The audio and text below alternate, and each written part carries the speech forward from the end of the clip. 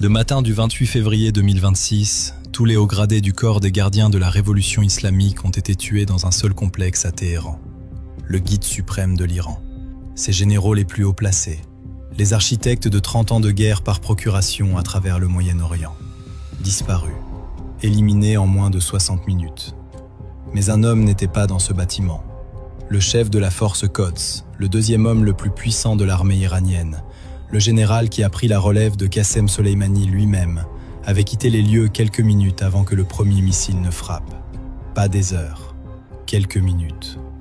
Tout comme il avait quitté un bunker de commandement du Hezbollah à Beyrouth quelques minutes avant que les bombes israéliennes ne tuent Hassan Nasrallah. Tout comme il s'était éloigné d'une autre zone de frappe en 2025, que les responsables iraniens avaient d'abord cru le tuer. 3 fois, 3 frappes israéliennes, 3 échappées impossibles. Le même homme, à chaque fois. Voici ce que personne n'explique vraiment. Comment le chef de la force militaire la plus secrète d'Iran survit-il à chaque frappe qui tue tout le monde autour de lui?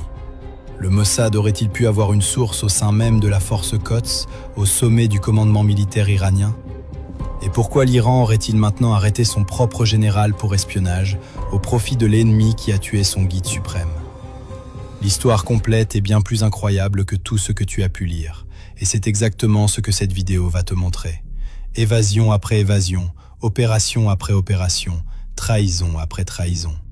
Si tu veux comprendre les opérations de renseignement qui redessinent le Moyen-Orient en temps réel, abonne-toi et clique sur la cloche. On couvre les histoires que le monde essaie encore d'expliquer. Une nouvelle vidéo chaque jour.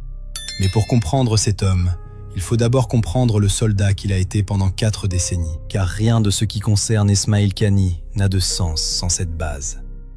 Qani est né le 8 août 1957 à Mashhad, le centre spirituel de l'identité chiite iranienne, qui abrite le mausolée à dôme doré de l'imam Reza.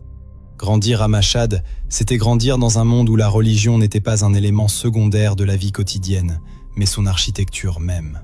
La foi façonnait la façon dont on comprenait l'autorité, le sacrifice et la loyauté.